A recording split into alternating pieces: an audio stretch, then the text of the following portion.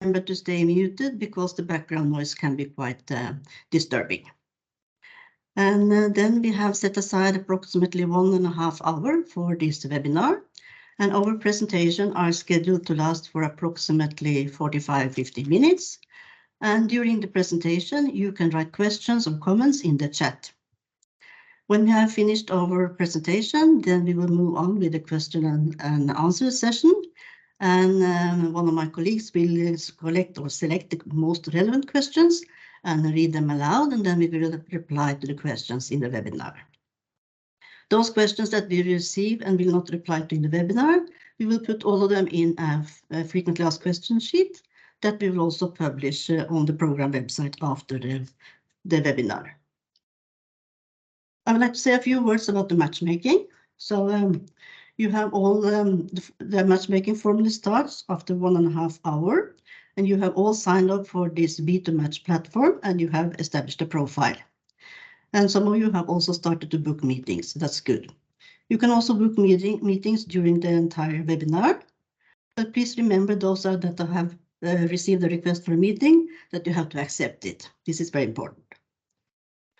Then the matchmaking will formally continue for up to 4.5 hours, but the platform for the webinar will be for the matchmaking will be kept open all the time until the deadline for the 2 calls, which is 10th of May.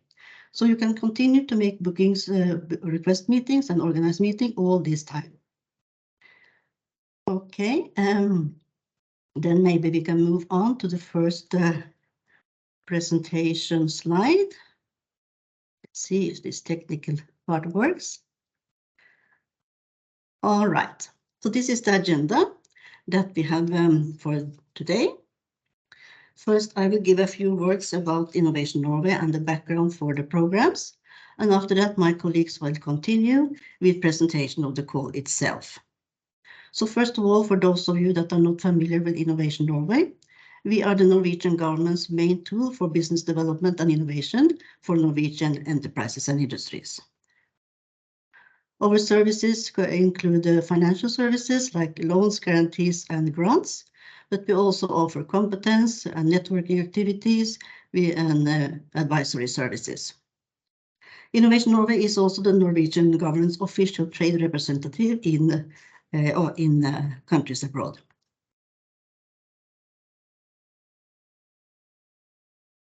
So next slide. Okay, so then a few words about the EEA and Norway grants. So since 2007, Innovation Norway has been involved as the fund operator for some selected business development programs under the EEA and Norway grants. And as you know, Norway, as well as Iceland and Liechtenstein, are not members of the EU, but we are members of the European Economic Area Agreement, the EEA agreement, and through this agreement we have access to the EU internal market. But it also has a price, so the EEA and Norway grants. This is our contribution for cohesion in the European Economic Area. And these grants, they have 2 overall objectives. One is to contribute to the reduction of economic and social disparities in the EEA area. And the other one is to strengthen the bilateral relations between the donor states and the beneficiary states. And for this present financial period, Greece received in total approximately 116 million euros, and Croatia receives approximately 113 million euros. And the donor states for the EEA grants is Iceland, Liechtenstein, and Norway, and the donor states for Norway grants is Norway. Yeah, and here you can see all the countries that has some of the funding are set aside for business development programs. And here you can see the 10 countries that have business development programs. 4 of them are operated by Innovation Norway. That is in the countries Croatia, Bulgaria, Greece, and Romania. In the other countries, then Innovation Norway is the partner to the national program operator. And here, just a few words about the business program in general. So the aim of the business program is, first of all, it is business development for companies in Croatia and in Greece. And the aim is to increase the value creation in the companies and increase the competitiveness and profitability among the Greek and Croatian enterprises. And the program has offered non-reimbursable grants to projects for the growth of business in the Greece and Croatian enterprises. These have been organized through open calls with competition. We have organized 3 calls in each of the countries now. And we have selected some projects. They are either related to investments in new processes, technologies, or facilities, the green, or they could be development of new or innovative products or services and support to growth. But these programs, they have unique donor partnership opportunity since it is funded by Norway, Iceland, and Liechtenstein. And Innovation Norway is fully responsible for these programs where we are the operator. We operate without any Greek or Croatian intermediate body. The only differences between the programs are the following: that for Greece, it is funded by EEA grants only, so it means that the donors are Iceland, Norway, and Liechtenstein. We have 3 focus areas: the green industry innovation, blue growth, and also ICT. And the budget is 21.5 million euros, yes. We also have a national program partner, the Hellenic Development Bank. And the national focal point is the Ministry of Development and Investment. And then also partners for projects in Greece can be from Norway, Iceland, and Liechtenstein. For Croatia, it is financed by Norway grants. So this means that it is only partners from, there's a mistake here, I can see. Sorry for that. It is only partners from Norway who can be involved in projects in Croatia. And in Croatia, we have 2 focus areas, the green industry innovation and the blue growth. And the budget is 22 million euros. And here in Croatia, we have Croatian Chamber of Economy as our national partner. And the ministry is the Ministry of Regional Development and Funds of EU. So I think by these few words, my colleagues will continue and present the details about the calls and the other aspects of this soft measure call. So please, Haris, your turn next. Yes, hello everyone from my side. My name is Haris Sadraktas, and I'm a program officer for Innovation Norway in Athens. We'll discuss a bit about the call for proposals, eligible activities, grant rates, etc. So first of all, I want to mention that the main aim of the call is to increase the capacity for business development for Greek and Croatian businesses. So all projects must contribute to the increase of the competitiveness of businesses that are based in Greece or Croatia, and optionally to enhance the collaboration between entities in the donor states and entities in the beneficiary states. So as Annelise said before, the donor states for Greece are Norway, Iceland, and Liechtenstein, and the donor states for Croatia is only Norway. So for both countries have set the same deadline for the call, which is Wednesday, May 10th at 1 p.m. local time. And in this slide, you can also see the email addresses where you can address questions as well as submit your applications, which we will go through later on. Let's see who is eligible to apply and who is eligible to participate in a project as a partner. So eligible applicants can be SMEs and large companies with no more than 25% public ownership that are established as legal entities either in Greece or in Croatia. Non-profit organizations can also apply, be an applicant in these calls. As long as they are established as legal entities in Greece and Croatia. Clusters, for example, or business associations fall into that category. The eligible partners for Greece can be any entity that is based in Norway, Iceland, or Liechtenstein, or of course in Greece. And for Croatia, as a partner can participate any entity that is based in Norway or in Croatia. Let's see the grant thresholds and the available budget per call. So each project is the amount requested per application can be from 10,000 euros and up to 200,000 euros. Please note that only one application can be submitted by per applicant, but applicants can also participate in other applications as partners. So for Greece, the available budget for the call is 1 million euros, and the 3 focus areas are green industry innovation, blue growth, and ICT. For Croatia, the available budget is about 700,000 euros, and the focus areas are green industry innovation and blue growth. Let's go through the list of eligible activities. So a project application can concern, for example, training, coaching, or mentoring on various topics.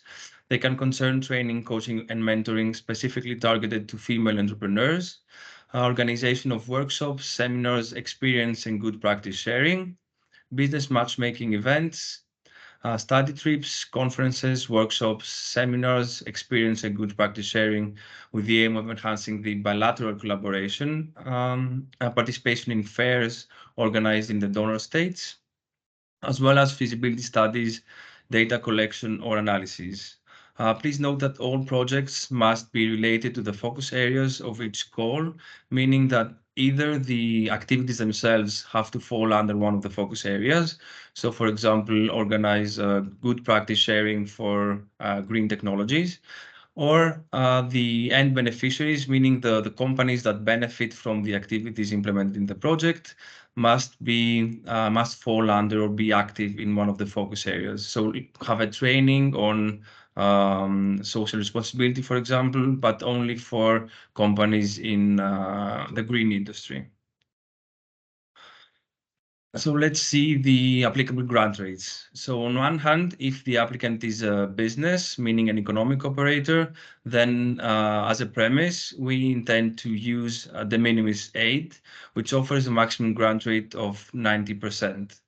Only in cases where the applicant does not have available quota under de minimis, which is 200,000 for the past 3 years, we will have to fall back to one of the articles that is referenced in the call text from the General Block Exemption Regulation of the European Commission, or the GBER.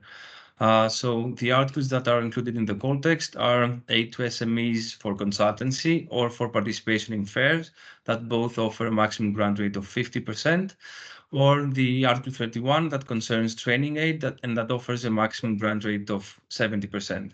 But those articles will only be used in the case where there is no available quota under de minimis. In cases where the applicant is a cluster, business association, or other non-profit entity, meaning a non-economic operator, then the maximum grant rate that can be used is 90%.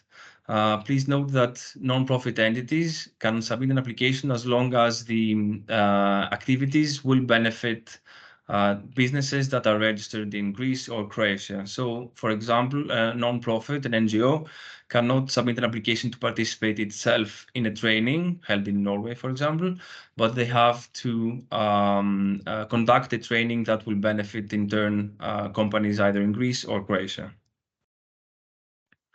Let's go through the list of eligible expenses under the call. So the eligible direct expenses for a project can be the cost of staff, travel expenses, fees, travel and accommodation costs related to participation in conferences, seminars, training courses, etc., consumables and supplies, costs related to conducting studies and analyses, costs for conferences, seminars, and workshops, costs related to promotional and informational activities, subcontracting expenses, as well as costs arising directly from the requirements imposed by the project contract.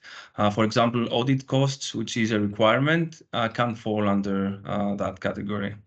Now, the program also allows indirect eligible expenses, meaning overhead costs, and a flat rate of 25% is allowed of the total direct eligible costs, excluding the direct eligible costs for subcontracting and costs of resources made available by third parties, which are not used on the premises of the project promoter, the applicant, or the partner. So this essentially will translate into a flat rate of 25%, usually of the total eligible direct personnel costs.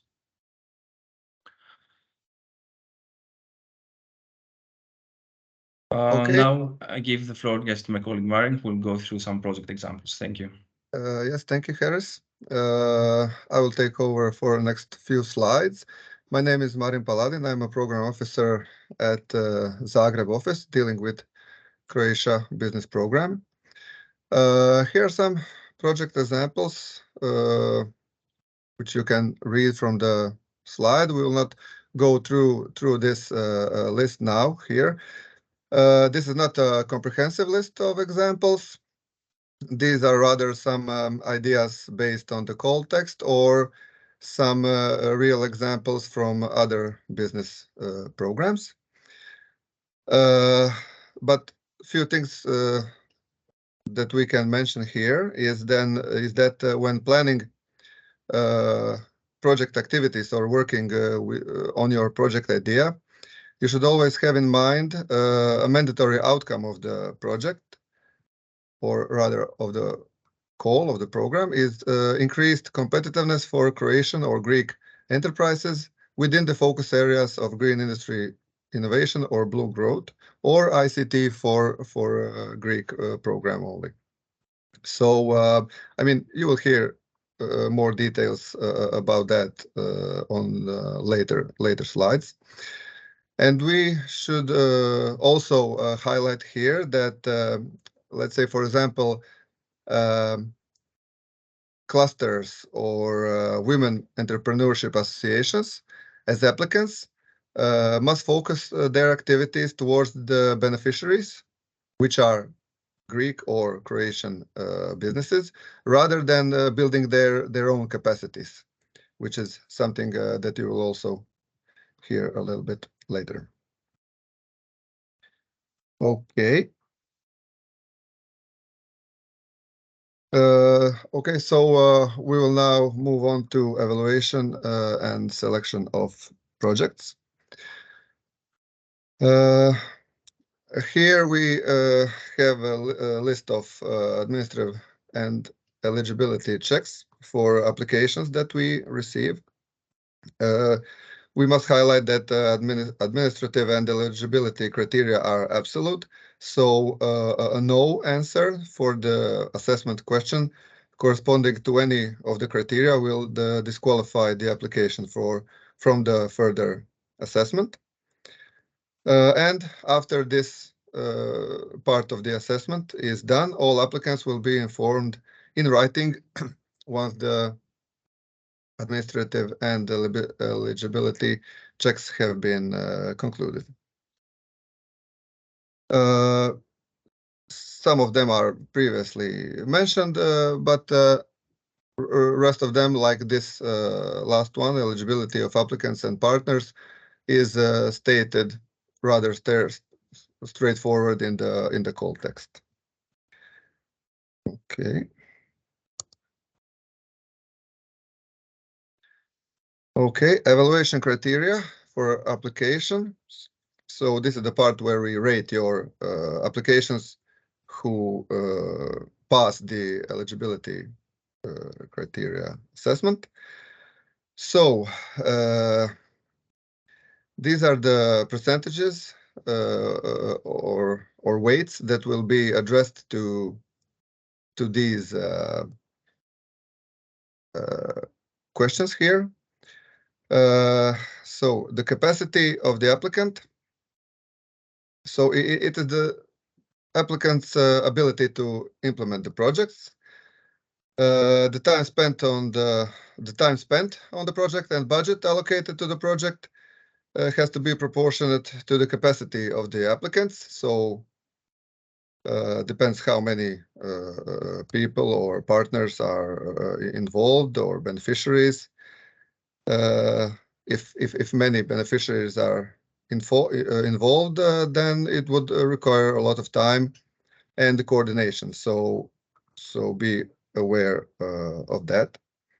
Of course, the relevance of the application is the most important here.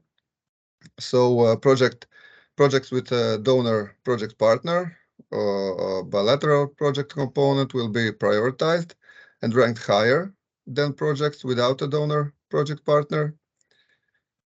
However, the contribution from the donor project partner needs to bring added value to the project. So we will not, let's say, accept partnership for the sake of partnership. You know, it has to be meaningful for the project, for the goal of the project. Projects with more than one beneficiary will be prioritized ahead of projects with only one beneficiary, because it better contributes the expected outcome of the call. If you are organizing training or study trip for a group of companies or people, these beneficiaries need to be identified prior to the application and committed to participate in the proposed activities. That speaks of maturity and preparation of the project. So you shouldn't state some activities and not having participants already informed or willing to participate, because then it could jeopardize the whole project. All activities shall be implemented in the beneficiary state or in the donor states, of course. And we will also check the value for money of the project. So costs and budget seem proportionate and necessary for the implementation of the project and for achieving the expected output. So that is this relevance question. And regarding transparency, EEA and Norway grants have zero tolerance for corruption, of course. It is expected by the fund operator, which is Innovation Norway, that the applicant and the beneficiaries all satisfy a minimum requirement for good business practices. Applicants also must be willing to share required documentation with the fund operator in a transparent and timely manner, of course. And the fund operator will conduct integrity due diligence check of all the applicants selected for funding. And regarding sustainability, it's actually the beneficiary's ability and commitment to transfer the knowledge acquired from the project into the business skills competence that in the end will contribute to increase the competitiveness of Croatian or Greek enterprises. So the soft skills or soft measures, which are in the focus here in this call, they're not per se green or blue or ICT, but must contribute to the businesses in that area. They have to be connected. Okay, so that is it for me. Thank you. Okay. Hello, my name is Sofia, and I'm program officer at for the Business Innovation Program in the Athens office. So I will speak to you about the bilateral aspect of the soft measures call.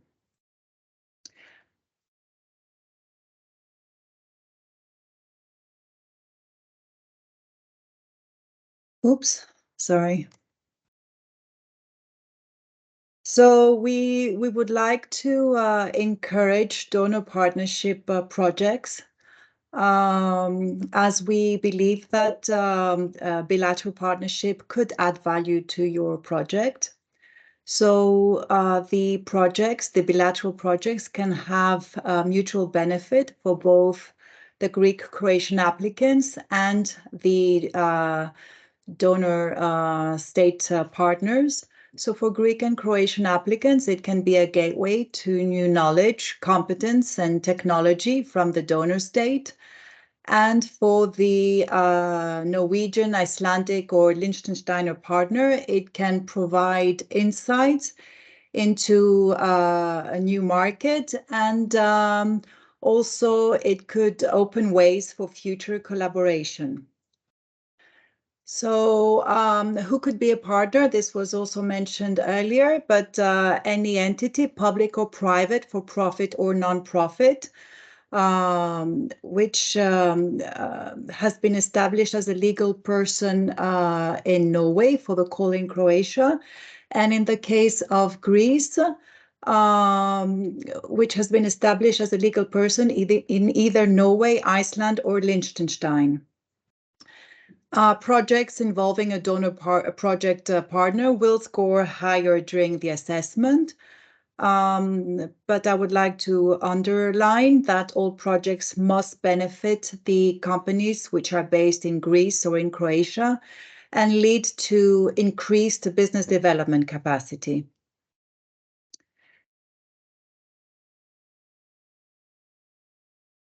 Sorry, obviously with the technical, I'm not so good. So how to find a partner? So there are different channels that you may use to find a partner. Business Norway. So this is for Norwegian companies, obviously, and the site showcases green and sustainable solutions of Norwegian companies. Then the Norwegian Innovation Clusters, which displays clusters in within different sectors. The Enterprise Europe Network, I think most people, most participants are familiar with this one. So this is also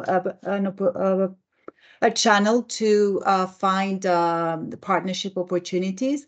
And then the B2Match platform, which was mentioned also by Annelise earlier, and which we will go through on another slide.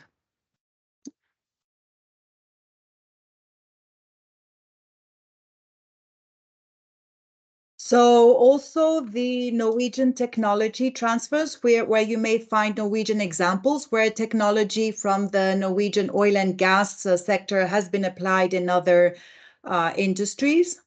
And then the next two websites are for Greek applicants, the Icelandic Center for Research in Reykjavik, for the field of research and innovation, and food science and biotechnology projects in the food industry.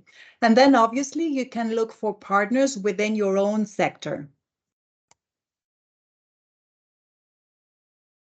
Okay, so this is, so as participants, you have filled out a profile and on the B2Match the platform.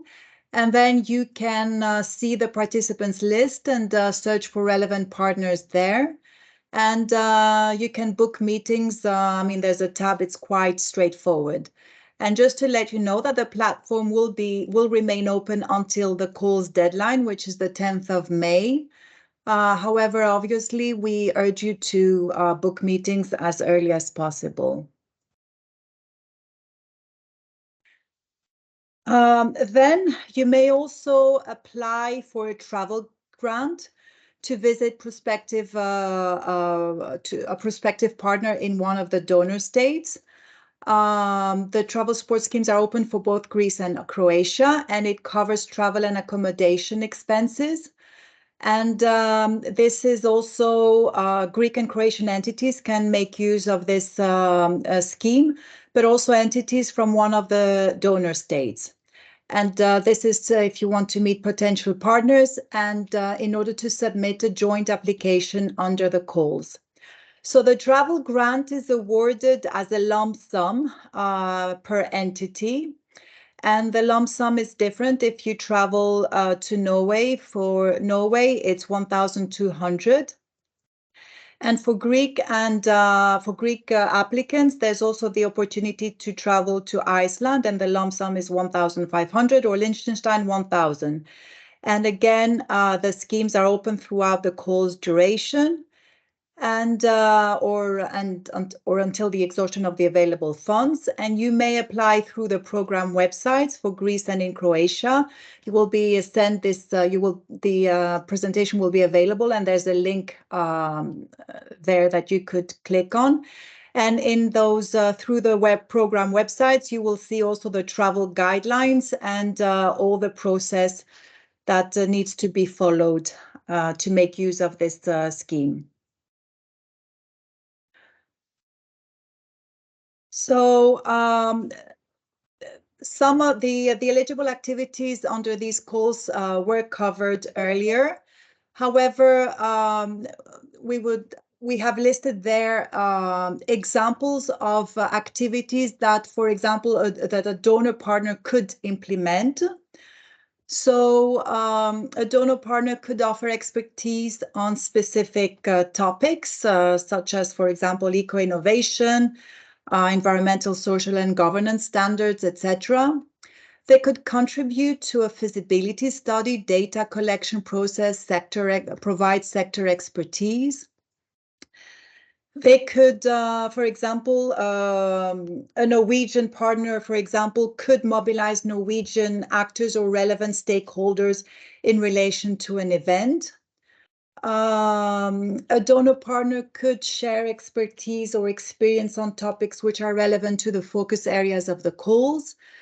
A donor partner could conduct training that will develop businesses in Greece and Croatia. And they could co-organize a matchmaking event in the donor state or beneficiary state aimed at partnerships for business development and capacity building. And the last slide lists examples of partnership projects. This is obviously just indicative. So the project could consist in sharing of know-how on new green technologies between Greece, Croatia, and the donor states. So we've listed, for example, a few examples for production of biodegradable materials, greener production processes, etc. The bilateral project could focus on promotion, transfer of new technologies, energy efficiency measures, automation and digitalization, and other innovative processes in Greece or Croatia, particularly relevant for small and micro businesses. It could consist in feasibility studies contributing, for example, contributing to blue economy related business opportunities. It could consist in collaboration between clusters, whereby in order to establish where the Greek or Croatian cluster could learn best practices on how to establish and operate a cluster in a fruitful way for all members. Or it could consist in study trips to donor states in order to share best practices on specific topics which fall under the focus areas: smart ports, waste collection and sorting, sustainable and environmental friendly construction buildings, etc. This, as I said, is just indicative, but as you can see, the opportunities for partnership, bilateral partnership, are quite vast. So this completes the section on the bilateral aspect of the soft measures calls, and my colleague now will take over for the application process. Thank you.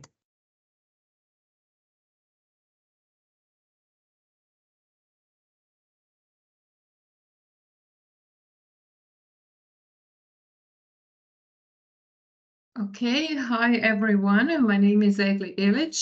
I am Senior Program Officer based in Zagreb. And now that you have heard all the details about our calls, what remains to be clarified is how you can apply for funding. So unlike in previous calls where you have to register in our platform and submit the application through the portal, this time you can submit the application through regular email, and you have here on the right hand side our email addresses where you can submit your applications. The application forms and mandatory attachments are also a lot more simple than in the cases of our previous calls. So application is to be submitted, is to be filled in Word document, and you see there are only 7 mandatory attachments in comparison to 10 or more which we had in our previous calls. It seems that Yeah, okay. So about the application form, as I mentioned, this is to be filled in a Word document, and it is quite straightforward. It has several sections which you have to fill in about you as the applicant, about the partner, and also about the project itself. There are questions within the form guiding you through the application. But we would like to receive a concise applications with not very actually it should be comprehensive, but not very detailed, because we would like to see we would like to have it straight and to the point. Okay.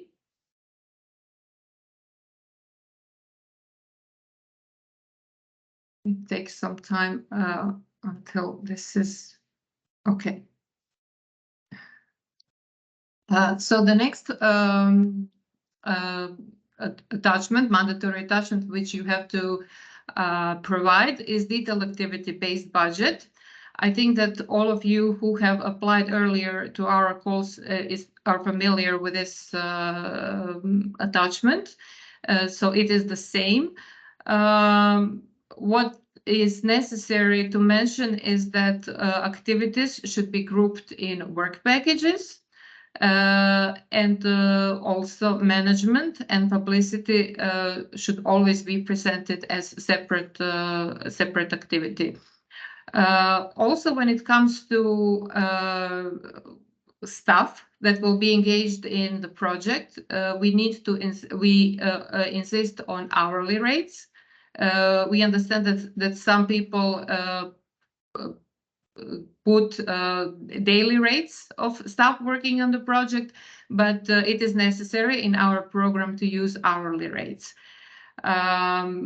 Also, you should distinguish between the budget of the applicant and the partner. So activities should be, all activities and all costs should be provided in this slide. As my colleague Haris said, the maximum grant rate which can be granted is 90% if you're eligible for de minimis. If not, then you should use relevant articles from GBER. Also, within detailed budget, there are several other worksheets, and these are balance sheet and profit and loss account. This is to present your financial situation of you as an applicant. And unlike in our previous calls, when we asked for historic information of 4 years, for last financial years, in this case, in this call, we are requesting only financial information for the latest available year. So I believe that in Croatia, you will already have financial reports for 2022. But in case these are not available, you can use 2021. In order to fill in this form, which is, as you can see, some, let's say, simplified version of your financial reports, it is good that you refer to our guidelines. This is within essential reading. So if you're in doubt on how to fill in a particular cell, particular category, you should get this information within the guidelines. In case this is still not available within guidelines, we would like to advise you to use common sense and to put it as you consider this being logical. So all entities should fill in these forms. If you're a company, or even if you're a cluster or NGO, you should have your financial reports, and you should fill those in. Also, my colleagues previously have touched upon outcome indicators. So there are mandatory and optional indicators. So the mandatory outcome indicators is that the goal has to contribute to, your project has to contribute to increase competitiveness of a company, of Croatian or Greek companies. And if this doesn't, then your project would not be eligible. In this field methodology applied, you should clarify in what way the project contributes to increase competitiveness. We also have a optional indicator, and this is enhanced business collaboration between Croatian or Greek entities and beneficiary state. So as mentioned, this is optional, but at the other hand, it is strongly encouraged that your project also contributes to that indicator, because as Haris said, it will be, or Marit said, it will be rated higher and it will be prioritized. Okay. And when it comes to output indicators, here is where we are looking at how many enterprises have received training, coaching, mentoring, and so on. I'm sorry, somebody's taking over control of my slides. So it is either how many companies have been trained, or how many individuals, how many staff has been trained. This is something we are looking at when measuring the output indicators. And this is something that has to be provided in these tables. Somebody has took over, okay, control. And make sure you read essential readings, because essential readings will help you to prepare your application better, and of course to increase the chances that your application will be approved. All these documents are available on our website, and these are clickable links, so you can easily find them if you click on these links. And I guess that this completes all the information which we have to provide, so I think that now is time for questions. Thank you very much, colleagues. It was a nice presentation, and I think we have kept within the time limit we said. Also, during your presentations, we have received quite a lot of questions, so that is good. The intention now is that Sophia will select some of the questions. She will read them aloud, and then one of us will reply to them here in the meeting. But as mentioned, we have also said in the chat that in case you have very specific project ideas, then it's better that you send them to us in writing to these two contact mails. You should write in English and shorten to the point, so we know exactly what you're asking about. But we will reply to some questions that are more general and of interest for most people. Have you had time to select some questions, Sophia? Yes. First of all, because we've received a few questions regarding the presentation and the recording, these will be available for all participants. So it will be included on the website. So we've received, hold on. First of all, how long is the processing of applications for travel support scheme? When you say processing, or do you mean whether the support scheme will be open? This is open for the duration of the call. The processing, I assume you mean how long until you get a reply from us. This is fairly quickly done quickly. And you just send us, you apply through the, you will see through the guidelines, it will give you all the application process. So our research, the first question, are research institutions from Norway funded 100% through this call? Yes. No. As we said, the maximum grant rate is 90%, and this is applicable for all applicants and partners. So even research institutions from Norway we will reimburse the expenses, all expenses based on the grant rate awarded. That will be up to 90%. And then the co-financing has to be covered either by the applicant and or the partner can also contribute with co-financing. But this is up to you to decide, up to the applicant and the partner.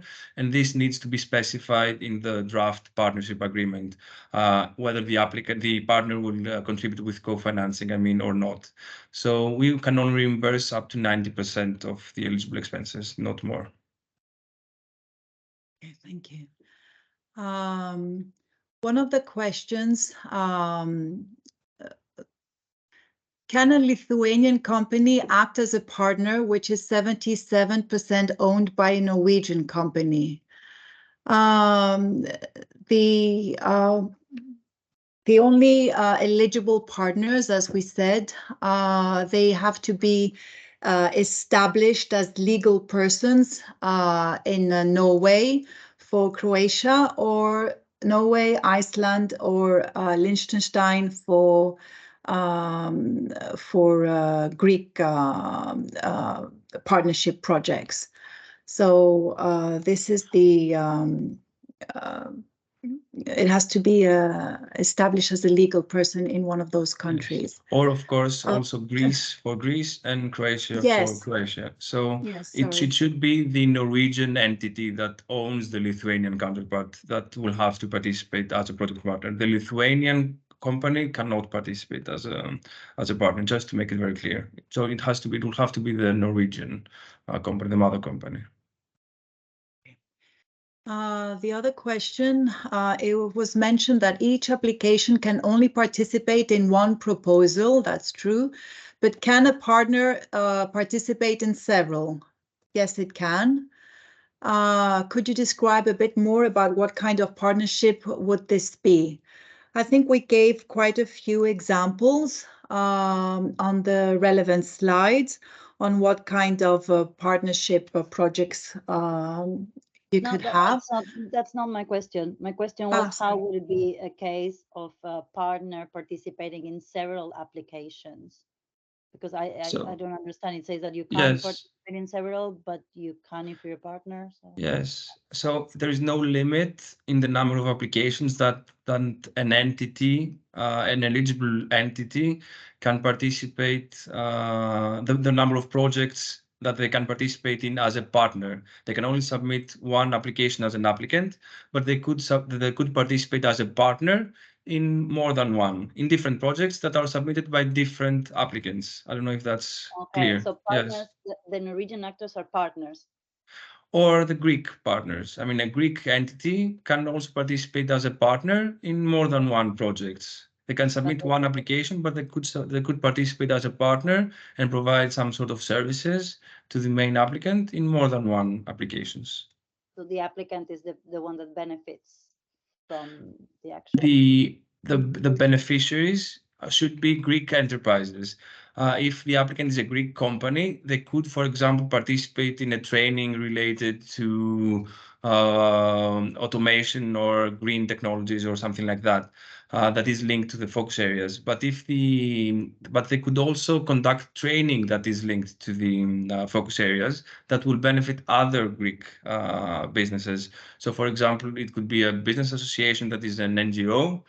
But they have to will have to conduct a training that will benefit the Greek sector, the Greek business sector more widely. I don't know if that's. Thank you very much. Yeah. Okay, another question is, will startups with limited financial and small human resources history be rejected? Yes. No. So, no, as a premise, there's no set criteria on the financial standing or in the type of company that applies. So startups are also eligible to apply, but they must somehow document that they are able to co-finance the project. So as we said, the grant rate can be up to 90%. So depending on the project budget, they would have to somehow justify and prove that they could finance the remaining at least 10% of the project budget. This is the only limitation, I would say. And is participation in fairs as exhibitors in Greece an eligible activity? So if the fair is linked to one of the focus areas, and if participating at the fair would lead to increased business capacity for the applicant, then yes. So this will have to be discussed and justified in the application, how participating in the fair would lead to an increased capacity for business development for the applicant company. Next question, when will the approved projects be announced? Well, the aim is before summer. Yes. So May yes. is the deadline. Yes. I'm sorry. Well, if I may add. Yes. So it depends on, of course, how many applications we receive. It depends also what are the requests in the different applications. In case there are something that are very urgent, to put it this way, we will try to speed up for those that have such issues. But as Sophia says, before end of June, we should really know who will receive a grant or not. Yes, and just a comment. So the deadline is until May 10th. But if you have an idea already ready, we would suggest that you maybe submit an application before the deadline so that we cannot make a decision, of course, before the deadline, but we could start going through the applications and start a bit of the assessment so that we have a head start to release the results. So please submit your application as soon as you are ready and not wait for the final hour or day of the deadline. Is training small businesses on how to become greener eligible as an activity, even if they are not in the specific industry themselves? Yes. So this falls under what I mentioned, that the project must be relevant to one of the focus areas. So if a company wants to do a training on green technologies, then that's perfectly fine. If a company wants to conduct training for other companies, then either the training would have to be related to one of the focus areas, or then the beneficiaries, the companies that participate in the training, would have to fall under one of the focus areas. So what you suggested, I think, is eligible. There's a question here. Is it possible to give you the audited financial accounts instead of filling in the Excel? No, you will need to both fill out the Excel and provide the financial accounts with your application. Another question is, what is the role of the Hellenic Development Bank? They could provide the co-financing. I don't know whether this is your section, Hari. So if I may say, yes. Maybe I could say that the Hellenic Development Bank, they are Innovation Norway's partner as the fund operator. And we have collaborating with them in the development of the program. And also they give us some advices. And as Haris started to say, they also have financial schemes that have complemented or could give guarantees for co-financing in the main calls. But in these soft measure calls, the only role is maybe they could be a partner, maybe, I don't know, but they have contributed with the dissemination of information about the call. The same role is this for Croatian Chamber of Economy in Croatia, that they are a partner to Innovation Norway as the fund operator and contribute a lot to awareness raising about the calls. One of the questions is there any draft prediction on the number of projects that will be approved? No. Obviously, we want up until the use of the available funds. But no, there are no. There's no limitation. It depends on the ground, grant. whether the budget will be exhausted or not. Is Norway grant involved in the selection process? That was a question impossible to understand. Yes. But maybe we can just clarify. Norway Grants is the name of the financial mechanism, and Innovation Norway is fully responsible for assessment of all the applications. But we share the information with the national focal points in both countries. We also share information about list of received applications with our national partners and the national focal points, and with the financial mechanism office in Brussels, which is the secretariat for the EA and Norway grants. The Innovation Norway is responsible for the assessment. Okay, there's a question, how many projects applied approved in 2022? This is the first time that the soft measures call it's the first time that we launch such a call. So the question is, we don't have an answer to your question. And then we have, if we are relevant in 2 categories, how should we approach submission, either ICT or green innovation? So this will depend which one is more relevant, really. Yes. Exactly. Yes, you have to select one. There is no specific. I mean, you have to think what fits closer to what you want to do, and then select one of them. There is no budget per focus area, so it doesn't really matter which one you select, as long as the project, you can justify that the project falls under one of the focus areas. And then, is subcontracting limited to certain activities? No, I mean, it's limited by the type of the eligible activities that are included in the call text.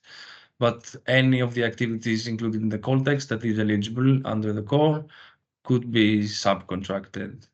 But the main, let's say, the main activities of the project should be implemented by the applicant. If the applicant only does project management, for example, and all the activities are provided by the partner, then this could be an issue. But other than that, any activities could be subcontracted. And can an SME, as project applicant, use a university as subcontractor and not as a partner for training sessions in ICT technologies? And will this cost be eligible for the SME? Yes, so there is no specific difference between subcontractor and partner. If you have already identified someone who you want to conduct certain training or a part of the project activities, then it's best to include them as a partner. Otherwise, if it's subcontracted after the project is approved, maybe you will have to follow a competitive procedure to select the most relevant entity to carry out these activities based on our procurement guidelines and procedures. So it's best to include the university as a partner, and then the cost of the university will be eligible to, as far as the activities are eligible, and the grant rate and the grant amount will be awarded to the applicant, who will then have to reimburse the university. And as I said, it's up to the 2 entities, the applicant and the partner, to decide whether the partner, so the university in this case, will also contribute with co-financing and cover their own co-financing amount, which can be 10%. Or it will be whether it's the applicant that will pay in full for the activities of the partner if they just provide expertise in the project and cover the whole co-financing amount. And this has to be specified in the project partnership agreement. And the last question, I can see there are a couple of specific project ideas, but these will be replied to via email. So there's a question here, in case we proceed with trainings based in ICT sector as a project of business intelligence, is it eligible to organize trainings from different vendors' firms? Yes. So this again could be a specific question, but so maybe you can follow up via email about that. But in general, if the project concerns a certain development for business skills, for example, then you could maybe include more than one trainings, but they will have to be linked and lead to a common outcome in a way. So you cannot shop and pick from different vendors, but if the trainings are somehow linked and will lead to increased business intelligence for the company, all of them, then I guess that should be fine. Okay. So who can be the beneficiary in the following outcome? Enhanced business collaboration between Croatian entities and the beneficiary state entities. So the aim of the call is for enhancement, development of capacity building in the businesses in Croatia, for the Croatian call, and Greek entity in the Greek call for proposal. So I don't know whether this is the answer to your question. I'm not too sure whether you meant something else. Yes, maybe this is a program outcome, and it's an optional outcome for this call, but it is something that we would very much like to see. So enhance this collaboration between Croatian entities or business entities and donor state entities. All the projects that involve collaboration between Greek or Croatian and Norwegian entities, for example, or Icelandic and Liechtenstein entities for Greece, all those projects contribute to the achievement of the outcome for enhanced business collaboration. So if the project involves collaboration, if there is a partner from the donor states, then all these projects fulfill this outcome in a way. So I think that was the question, maybe. Maybe I can add that Yes. we will do surveys, online surveys, after project have been implemented, where we will ask the applicant and the partners about how the bilateral collaboration went, and if we will continue collaboration after the project have been implemented, etc. So it will be a part of our survey and reporting.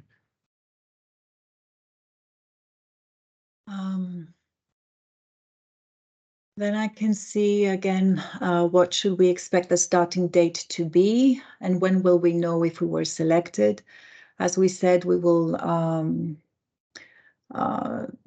try for a deadline of for a selection date, maybe in June. I don't know, June, by June. I think we will do our best and be flexible, because this is a much simpler call, to put it that way, than the main calls. This soft measure skills development is something else, and it will not be very time consuming to assess the applications.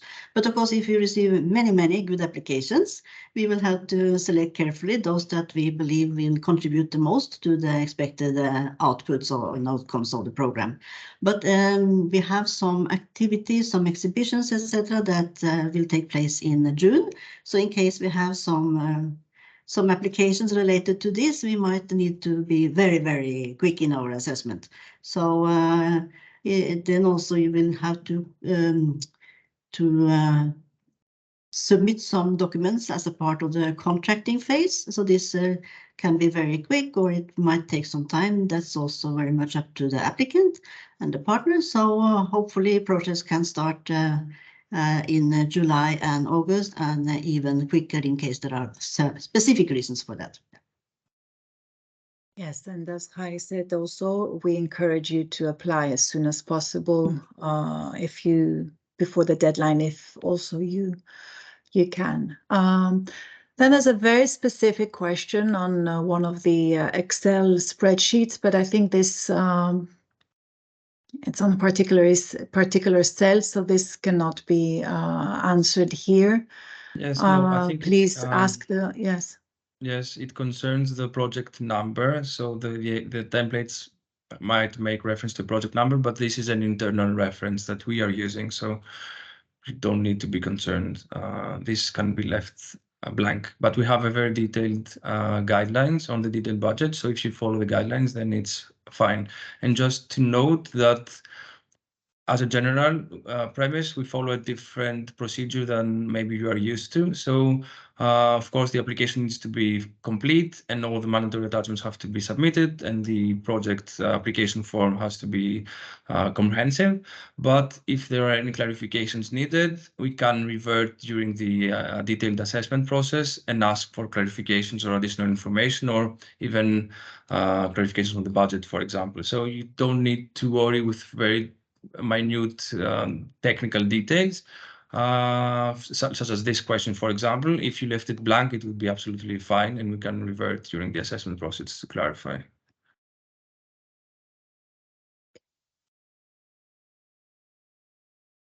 I don't see any other questions. There is one question related to the number of partners that can be involved in an application. Did we discuss this? I don't think so. Maybe I forgot this then. No, it's okay. But so we of course, have, yeah. yes. No, sorry. You go ahead then. Okay. So if you have many partners, that will be very complex. So there is a difference between being a partner and being a beneficiary, of course. So I would say that one partner or maximum two, that is the best. And then the other participating will be beneficiaries. So there is no need to add on a lot of partners as such. It's more likely that they will be service providers, etc. So one applicant and one or two partners is recommended, unless there are specific reasons for something else. Yes, and if, for example, it's a cluster, then one of the companies in the cluster could apply on behalf of the cluster, maybe, or the cluster itself if it has a legal entity. Yes. The members are beneficiaries, maybe in the projects. Yeah. Mm-hmm. Could be, yes. I think we have replied to most of the questions. Yes. Yeah. The others are they are more project specific. Yeah. I don't know, this last question, process for clusters, was it covered now or was there something else? It was. My question there's was a in new the one. beginning you mentioned something about that the clusters could not apply to receive, for example, training, business training themselves. Even like, does this apply also when this actor will then train a lot of Greek companies? Yes, so if the cluster, I mean, the end beneficiaries of all projects have to be companies.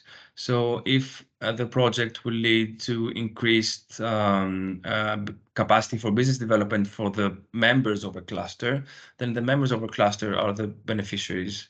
So that's fine. But if it is the cluster as a legal entity and it's an NGO, then the cluster would need to conduct a training for its members, not for the cluster as a legal form. This is what I meant, because all the projects have to contribute to, yes, to the increased capacity for businesses. Yeah, sorry. So can the project include both training from the NGO about how to train their companies and also an activity that involves the beneficiaries? Yes, a training conducted by an NGO for businesses, then that's eligible, yes. Yeah, but I meant a training received by the organization that works with business development in Greece. No, that would not be eligible because then the beneficiary would be the business organization that I guess is an NGO that would then, so it's an indirect the companies would benefit indirectly in that case. So this is an example of a project that would not be eligible because the direct beneficiaries have to be for-profit entities, businesses, either in Greece or in Croatia. Right, thank you. Okay, there's a question regarding, do the Norwegian partners, will they also receive funding? I assume what is meant is, will they receive independently, will they receive a grant amount independently of the applicant, as in the, the answer is no, yes. The applicant will receive. So the Norwegian entities will also receive a grant, but the grant will be awarded to the applicant. Yes, and then it's the applicant that will pay the Norwegian company. And as we said, the grant rates are the same for businesses in Greece, Croatia, or Norway. So the maximum grant rate is 90%. And then it's again up to the applicant and the partner to decide whether the co-financing for the partner, which can be 10%, will be covered by the Norwegian entity, for example, or by the Greek or Croatian entity. But in every case, all partners, including Norwegian companies, can receive a grant and will receive a grant if they participate in a project. But the grant will be given to the applicant, and the applicant needs to include all the expenses in the budget, including partners' expenses. Yes. And here I see, does the female entrepreneur need to own more than 50% of the company if the partner, co-owner, is male?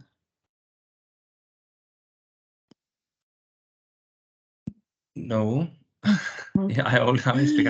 No, there is no specific limit that we have set, but it has to be someone who is involved in the management of the company, or own shares in a company. I don't know, Annelise, sorry, if you want to mention something. No, fortunately, I think I have to go back to the call text. I think we have included in the call text specific information about how we declare female entrepreneurship. Yes, you can refer to that. I don't think we have a specific percentage of ownership in a company, but yes, we have a definition of female entrepreneurs in the call text. But normally it should be, let's say, 25%. It should not be 5% or something. It should be so you have some power. There's a question, is the call also available in Greek? Yes. Yes, we will publish the Greek version of the call. We can do it this week, but in case there are discrepancies between the English text and the Greek text, then it is the English text that will prevail. But it will be published, and also a Croatian version for the Croatian call.